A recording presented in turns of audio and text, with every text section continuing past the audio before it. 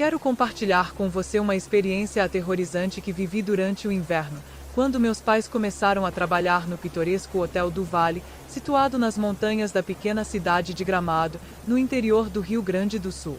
Tudo começou em uma tranquila segunda-feira. O dia estava acinzentado e sem vida, a chuva havia cessado no céu. O hotel, coberto por algumas manchas deixadas pela água e a calçada da entrada ainda estava ensopada, parecia pacífico à primeira vista. Foi uma longa viagem que fiz com meus pais, foi uma boa oportunidade para eles. Meus pais teriam a obrigação de construir alguns móveis acústicos para decoração, como todo o material necessário estaria disponível no hotel, seria um negócio fácil para todos, além do mais, não precisávamos que nos preocupar com despesas adicionais. No entanto, algo parecia errado desde o momento em que chegamos. Uma sensação de desconforto pairava no ar, como se estivéssemos sendo observados por algo além do nosso entendimento. Não era como uma certa implicância de uma adolescente, o meu desconforto foi de imediato com a presença de um grupo de freiras que acabará de cruzar minha frente. Achei estranho, nunca tinha sequer visto freiras usando vestes rubras. Elas lançaram olhares penetrantes aos meus olhos, pude jurar que em seus rostos haviam feições que pudessem ser interpretadas como as de um psicopata. Pouco tempo depois, o Sr. Romar, gerente do hotel, se apresentou, explicou o funcionamento da instalação e deu alguns conselhos. O resto do dia foi normal, passei o dia vendo filmes de Natal com minha mãe enquanto comemos pipoca e meu pai havia adormecido, após afirmar que estava cansado da viagem. Ao notar esse desânimo, resolvi explorar as instalações. Os quartos haviam sido fechados antes da saída do gerente. Nos fundos do hotel, havia uma varanda com um ótimo cenário, mas algo chamou minha atenção. Existia uma fonte que jorrava água numa velocidade constante. Nela havia algumas moedas que supus que outras crianças ou namorados apaixonados haviam jogado, parecia uma fonte dos desejos de desenhos animados. As moedas eram comuns, porém uma me chamou muita atenção. Ela era diferente de todas da qual já havia visto na vida, ela era platina e sua coloração tinha leves traços violetas. Não pude resistir e a coloquei em meu bolso. Na terça-feira, as coisas começaram a se desenrolar de forma estranha.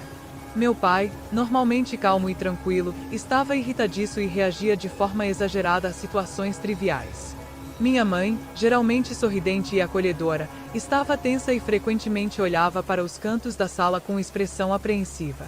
Durante a noite, ouvimos ruídos inexplicáveis ecoando pelos corredores vazios do hotel, como se algo se arrastasse pelas sombras e tetos. Pude jurar até mesmo que houve uma risada estridente pairando em alguns momentos, bem ao longe do meu quarto.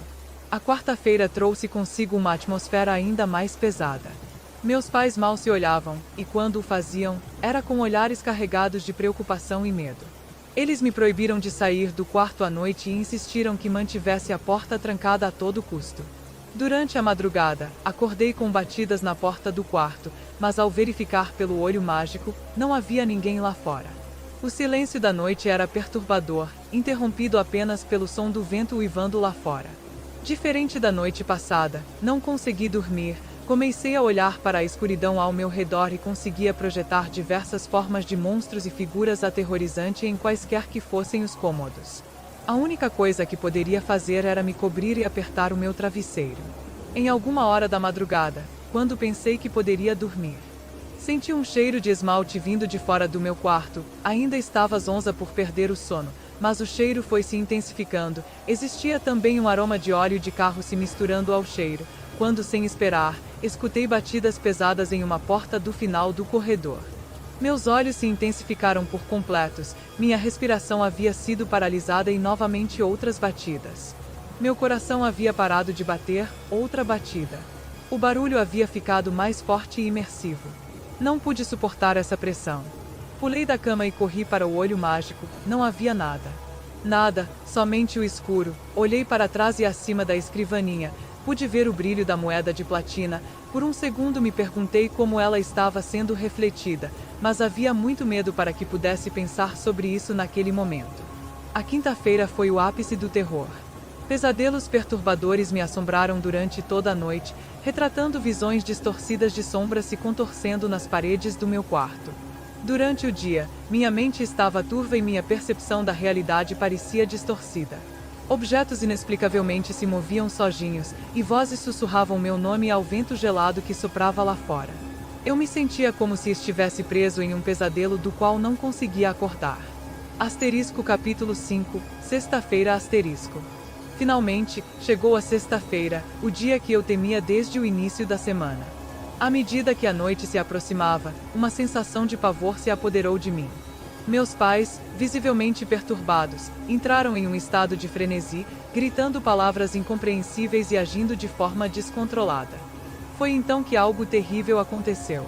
Uma figura sombria e sinistra se materializou diante dos meus olhos incrédulos, pairando no ar como uma manifestação dos meus piores medos. Ela não tinha face exata e segurava em sua mão direita a moeda de platina, levantou-a e engoliu. Ouvi a criatura sussurrar as palavras de agora estou finalmente livre e uivar, foi o grito mais assustador da minha vida, meu corpo inteiro sentiu um choque gelado. Meus pais, consumidos pelo seu próprio terror, pareciam não notar a presença da entidade, mas eu sabia que ela estava ali por minha causa. Desesperada, corri para fora do quarto e desci as escadas do hotel, a entidade, seguindo-me de perto. A sensação de estar sendo perseguido era avassaladora, mas eu sabia que não podia desistir. Finalmente, encontrei refúgio na recepção do hotel, onde uma luz brilhante me envolveu, dissipando a escuridão ao meu redor. Porém, ao continuar correndo para a saída, escorreguei em alguns panos que estavam na entrada. Atravessei os vidros de uma janela e bati com a cabeça em um jarro de plantas. Asterisco capítulo 7, o desfecho asterisco. Acordei na manhã seguinte, o sol brilhando através das janelas do hospital, agora estava tranquila. Meus pais não se lembravam do que aconteceu na noite anterior, mas eu nunca esquecerei a terrível experiência que vivemos durante aquela semana de inverno no interior do Rio Grande do Sul. Havíamos voltado para o hotel em 3 dias, porém não conseguia entrar. Meu corpo simplesmente não suportava e começava a agonizar em uma histeria de choros. A entidade sombria pode ter desaparecido, mas as cicatrizes emocionais que deixou em mim permanecerão para sempre. O escritório estava vazio quando Carlos terminou seu expediente. Ele olhou para as luzes fluorescentes piscando, sinalizando que era hora de ir para casa. Mas, com uma pilha de trabalho inacabado em sua mesa, ele decidiu ficar e colocar as coisas em dia. Sentado em sua cadeira desconfortável, ele se perguntou se sua vida se resumia a este ciclo interminável de trabalho e exaustão. O silêncio opressivo do escritório vazio parecia ecoar seus pensamentos sombrios. Ele pensou nas escolhas que o levaram até ali, questionando se realmente valiam a pena. Olhando para as paredes brancas e os móveis desgastados, ele se perguntou se algum dia encontraria uma saída desse labirinto de rotina e desespero. Enquanto trabalhava, Carlos começou a sentir uma presença estranha ao seu redor. Ele atribuiu isso ao estresse e ao cansaço. No entanto, os sons de passos sussurrantes e sombras inquietantes o deixaram desconfortável. Ele tentou ignorar, mas sua mente não parava de questionar a sanidade da situação. Cada vez que olhava por cima do ombro, parecia que algo se escondia nas sombras, observando-o com olhos invisíveis. Ele se perguntou se estava ficando paranoico ou se havia algo genuinamente errado no escritório. Talvez fossem apenas os efeitos colaterais de noite sem dormir e a tensão constante do trabalho, mas algo dentro dele dizia que não era tão simples assim. Uma sensação de inquietação começou a se instalar em seu peito, como se estivesse sendo observado por algo além da compreensão humana. Com o passar das horas, a escuridão do escritório se intensificou. Carlos sentiu como se estivesse sendo observado por olhos invisíveis. Ele começou a duvidar de si mesmo e de sua percepção da realidade. Cada ruído pequeno o fazia pular em sua cadeira, seu coração batendo descontroladamente. Ele tentou ligar as luzes extras, mas elas piscavam e falhavam, deixando-o mergulhado na escuridão claustrofóbica. Ele se perguntou se estava enlouquecendo lentamente ou se algo sobrenatural estava acontecendo no escritório. O ar parecia eletrificado, como se a própria atmosfera estivesse carregada de uma energia sinistra. Carlos se levantou para esticar as pernas, mas algo o fez congelar no lugar. Na parede, uma sombra parecia contorcer-se e dançar, assumindo formas grotescas. Ele esfregou os olhos e piscou várias vezes, mas a visão continuava lá, desafiando sua compreensão da realidade. Ele se perguntou se estava tendo alucinações devido ao estresse ou se algo sobrenatural estava acontecendo. Cada sombra parecia ganhar vida própria, como se estivesse tentando se comunicar com ele de alguma forma. Sua mente começou a mergulhar em uma névoa de confusão e terror, enquanto ele lutava para distinguir o que era real e o que não era. Quando Carlos tentou sair do escritório, ele se viu trancado lá dentro. O ar ficou pesado e opressivo, como se algo estivesse segurando-o no lugar. Ele se voltou para sua mesa, apenas para encontrar seu reflexo distorcido no monitor do computador, com olhos vazios olhando de volta para ele. Um arrepio percorreu sua espinha enquanto ele percebia que algo sinistro estava acontecendo, algo além da compreensão humana. Ele se perguntou se estava preso em um pesadelo ou se aquilo era realidade distorcida. Sua mente começou a girar com possibilidades terríveis, enquanto ele lutava para encontrar uma explicação racional para o que estava acontecendo. À medida que a noite avançava, Carlos mergulhou mais fundo em sua paranoia. Ele começou a ver criaturas grotescas rastejando pelas sombras, incluindo uma formiga humanoide com olhos brilhantes e afiados. Ele tentou gritar, mas nenhum som saiu de sua garganta, enquanto as criaturas se aproximavam cada vez mais. Ele se perguntou se estava sonhando ou se aquelas criaturas eram reais, e o medo começou a consumi-lo completamente. Ele lutou para manter sua sanidade enquanto as criaturas o cercavam, sua mente uma cacofonia de terror e confusão. Cada vez que fechava os olhos, ele via imagens grotescas e perturbadoras, como se estivesse preso em um pesadelo sem fim. Desesperado para escapar do pesadelo, Carlos correu em direção à saída. Mas a porta estava trancada, como se estivesse selada por forças sobrenaturais. Ele se virou para enfrentar as criaturas que o perseguiam, sua mente mergulhando em um abismo de loucura. Ele gritou e lutou contra elas, mas elas pareciam indestrutíveis, criaturas de pesadelo que existiam apenas para atormentá-lo. Ele se perguntou se algum dia escaparia daquele inferno ou se estava destinado a ser consumido por ele. Sua mente estava em um turbilhão de medo e desespero, enquanto ele lutava para encontrar uma saída dessa armadilha sobrenatural. Finalmente, o sol nasceu e os primeiros raios de luz inundaram o escritório. Carlos estava deitado no chão, tremendo e suando frio. Ele não sabia se o que havia experimentado era real ou apenas uma ilusão de sua mente perturbada. Mas uma coisa era certa: ele nunca mais seria o mesmo. E o mistério do que realmente aconteceu naquela noite sombria permaneceria. Antônio caminhava pelo milharal, sua foice cortando as fileiras de milho enquanto o sol se punha lentamente no horizonte. O ar estava pesado e silencioso, apenas o som suave da brisa agitando as folhas enchia seus ouvidos. Mas algo estava errado. Antônio sentia isso no fundo de sua alma, uma sensação de que não estava sozinho. À medida que o crepúsculo se aprofundava, sombras dançantes pareciam se mover entre as plantas, como se o próprio campo estivesse vivo. Antônio tentava ignorar essas visões, dizendo a si mesmo que eram apenas fruto de sua mente cansada, mas sua inquietação só aumentava. Noite após noite, os acontecimentos estranhos se intensificavam. Ruídos inquietantes ecoavam pelo campo, e Antônio ocasionalmente avistava vultos indistintos se movendo à distância. Sua mente começou a se encher de pensamentos sombrios, lembranças dolorosas de sua esposa falecida e o peso insuportável da solidão. Em uma noite especialmente sombria, Antônio decidiu confrontar a criatura que assombrava seu milharal. Armado apenas com sua coragem e uma lanterna tremeluzente, ele adentrou nas profundezas do campo, determinado a descobrir a verdade por trás dos estranhos acontecimentos. Enquanto caminhava entre as fileiras de milho, Antônio começou a sentir uma presença maligna o rodeando, uma sensação de que algo estava à espreita nas sombras. Seu coração batia forte no peito enquanto ele avançava, sua mente inundada por memórias dolorosas e dúvidas crescentes sobre sua sanidade.